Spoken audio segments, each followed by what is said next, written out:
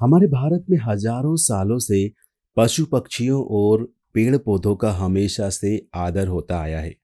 उन्हें भगवान की उपाधि दी गई है। उन्हें हमेशा से पूजा जाता है।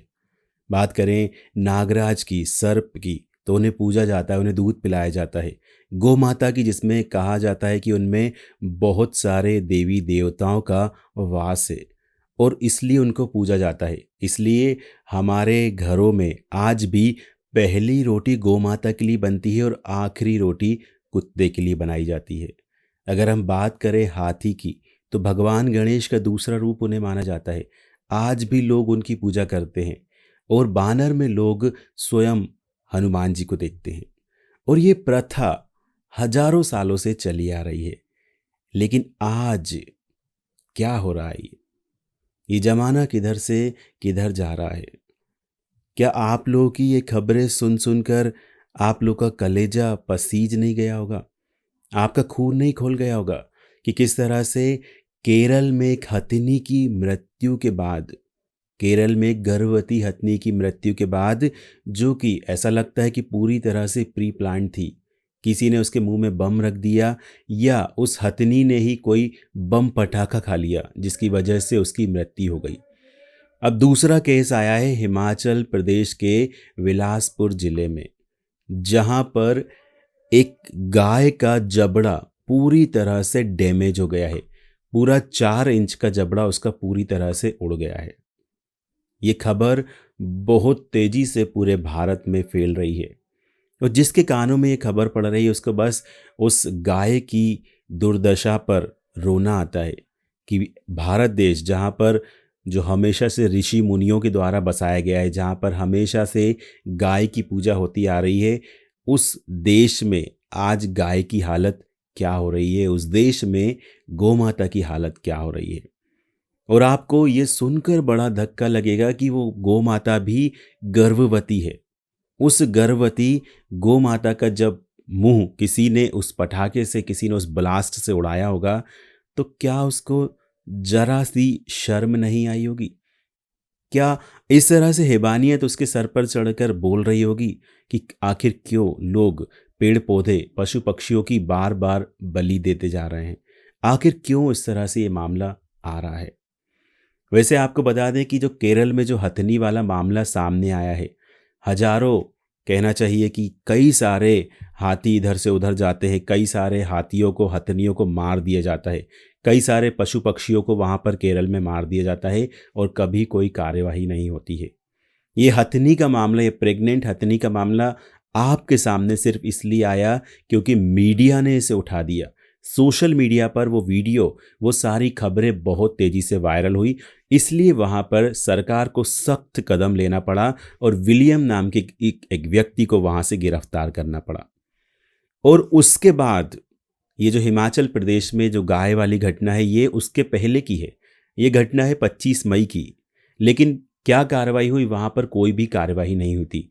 जब हथनी का मामला पूरे मीडिया में गरमाया, सब हिंदू संगठन, सारे लोग, पशु प्रेमी लोग जब आगे आए, तब उस उन्होंने गाय के मामले को आगे बढ़ाया। वहां पर उन्होंने एफआईआर की और वहां पर भी उन्होंने एक व्यक्ति को गिरफ्तार कर लिया है।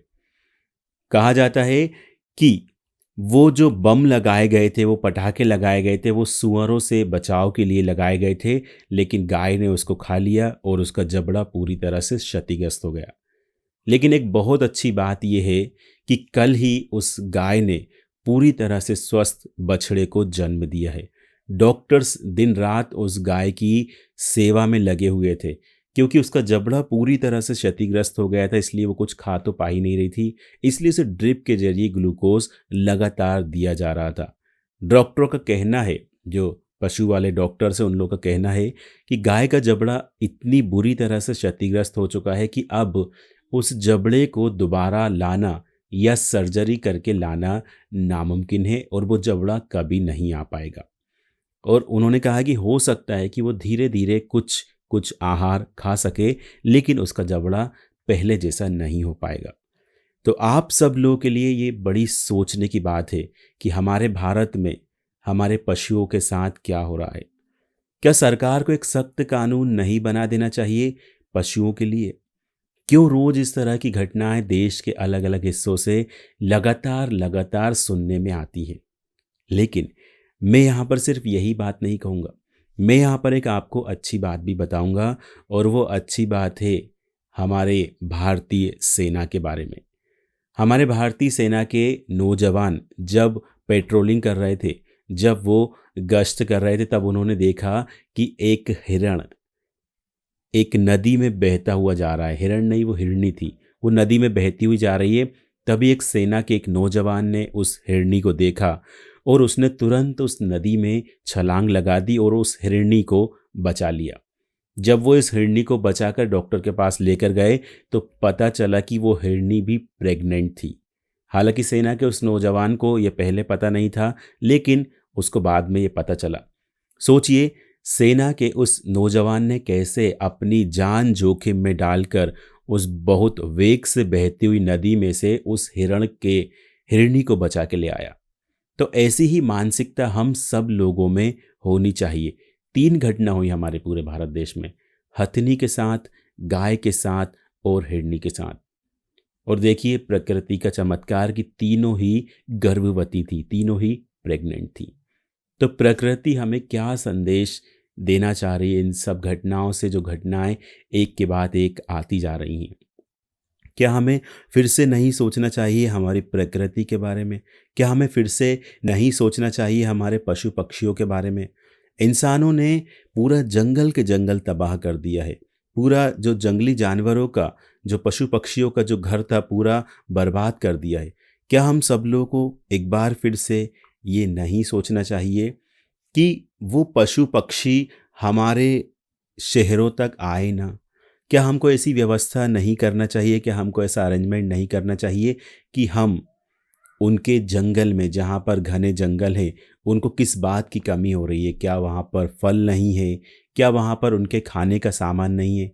तो क्या हम ऐसी कोई मुहिम नहीं चला सकते कि जिससे उन जानवरों को शहरों की तरफ आना ही ना पड़े, जिससे उन जानवरों को किसी का फल खाना ही ना पड़े, जिससे कि उनकी मृत्यु हो जाए? क्या ऐसी मुहिम नहीं चलाई जा सकती? बिल्कुल चलाई जा सकती है।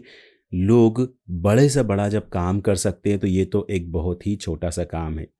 और साथ ही आखिरी बात ये है कि सरकार को इस तरह का एक कानून ज़रूर बनाना चाहिए जिससे कि इन पशु पक्षियों की जो इस तरह से जो मौत हो रही है वो रुक सके। ये 3 मामले हमारे सामने आए क्योंकि आजकल हर व्यक्ति के हाथ में कैमरा है और वो चीज़ें जब वो रिकॉर्ड कर लेता है, इनको सोशल मीडिया में डालता है, जिससे पूरी दुनिया को, पूरे भारत को ये बातें पता चलती हैं। लेकिन आप एक बार सोच के देखिए, ऐसे कितने सारे जानवर होंगे जिनका शिकार हो जाता होगा, जिनको एक जगह से दूसरी जगह ले जाया जाता होगा, लेकिन ये खबरें किसी के सामने नहीं आती होंगी। हमारा पूरा विश्व, जहाँ पूरा पेड़ पौधों से और पूरे जानवरों से बिल्कुल भरमार थी, लेकिन आज आपको कहीं पर भी ये सारी चीज़ें देखने को नहीं मिलती हैं, क्योंकि इंसान इन सब का बिल्कुल अंधाधुंध दोहन कर रहा है। वो चाहता ही नहीं है कि जानवर रहें। वो सिर्फ अपनी 2 वक्त की रोटी के लिए इन मासूम से बेजुबान जानवरों को काट रहे हैं, उनका शिकार कर रहे हैं, उनको काट कर खा रहे हैं, उनको नुकसान पहुंचा रहे हैं। क्या ये सही है? ये बिल्कुल भी सही नहीं है। इन सबको चिन्हित करना चाहिए, इन सबको पहचान करना चाहिए और उनको कड़ी से कड़ी सज़ा देना चाहिए। जानवरों की अगर मृत्यु हो जाती है किसी व्यक्ति की वजह से, अगर वो जानवरों को कत्ल कर देता है, तो उस कत्ल को भी, जैसे अगर किसी इंसान का कत्ल कर दिया जाता है ना, तो जिसको उम्र कैद होती है, जिसको फांसी होती है, तो मुझे लगता है कि इन सबको भी उसी दायरे में लाना चाहिए। तभी इन निहत्थे, इन बेजुबान जानवरों का इस तरह से कत्लेआम रुक सकेगा, चाहे वो हाथी हो, चाहे वो गाय हो या फिर हिरण हो। नहीं तो मैं आपको बता देता हूँ कि आने वाले दिनों में प्रकृति हमें ऐसा दंड देगी ना कि ये पृथ्वी बिल्कुल बच नहीं पाएगी। और इसका असर आप देखने लगे हैं। कोरोना प्रकृति का दिया हुआ एक दंड है। वो भी खेल फैला कहाँ से? जीवों से ही फैला ना। चाहे उसमें चाइना का हाथ हो या फिर किसी का हाथ हो, लेकिन वो फैला किससे है? वो फैला तो जीव से ही है ना। वो फैला तो किसी जानवर से ही है ना, किसी पंछी से ही फैला है ना। अब आप सोच के देखिए, एक छोटे से वायरस ने पूरी दुनिया को किस तरह से तहस नहस कर दिया है। अब सोचिए, अगर आने वाले टाइम में अगर इस तरह की विपदाएं अगर और आ गई, तो इंसान का इस दुनिया में नामो निशान नहीं बचेगा। और इन सब के जिम्मेदार होंगे सिर्फ वही इंसान जो इस तरह का कत्लेआम मचा रहे हैं, जो इस तरह से पूरी दुनिया में जो पंछी हैं, जो जानवर हैं, उनको बर्बाद करने की कगार पर खड़े हुए हैं। तो दोस्तों, यही था हमारा आज का वीडियो।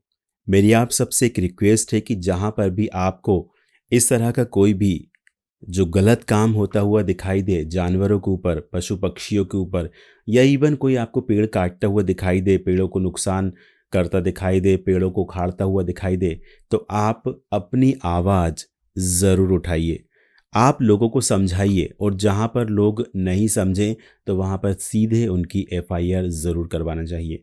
क्योंकि हज़ारों ऐसे पौधे हैं जो हमें दिन रात ऑक्सीजन देते हैं, और हम उनके लिए क्या करते हैं? कुछ नहीं। हम एक कुल्हाड़ी लेकर आते हैं, हम एक मशीन लेकर आते हैं और उनको काट देते हैं।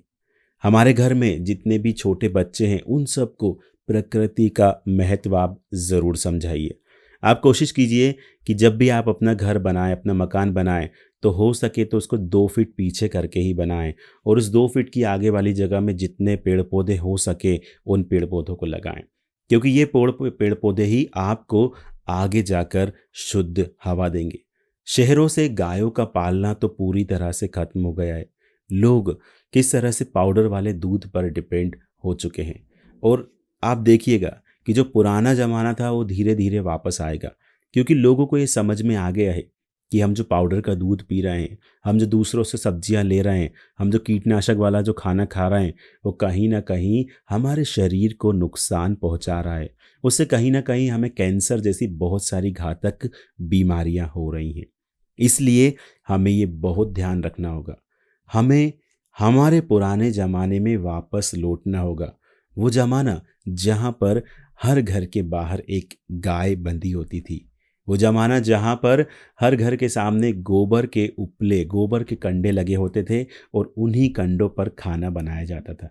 सोचिए, तब ना किसी को बीमारी होती थी, लोग 100-100 साल जीते थे, ना किसी हॉस्पिटल का चक्कर था, ना कुछ भी था। लेकिन जब से जैसे जैसे ज़माना तरक्की करता जा रहा है, आज इंसान 60 साल की उम्र तक नहीं जी पाता। उसको 30 साल में, 35 साल में, 40 साल में हार्ट अटैक हो रहा है, कैंसर्स हो रहा है, पता नहीं क्या क्या हो रहा है। तो हमारा जो पुराना जो संस्कृति थी, पुराना ज़माना था, अगर हम उसको वापस ले आएं, तो ही हमारा संस्कृति, हमारा धर्म, हमारा पृथ्वी, सब कुछ बच सकता है। इन्हीं शब्दों के साथ हमारा वीडियो ख़त्म करेंगे। अगर आप हमारे चैनल पर नए आए हैं तो सब्सक्राइब करके बेल आइकन ज़रूर दबाएं, और इस वीडियो को दूसरे लोगों तक शेयर ज़रूर करें। जय हिंद।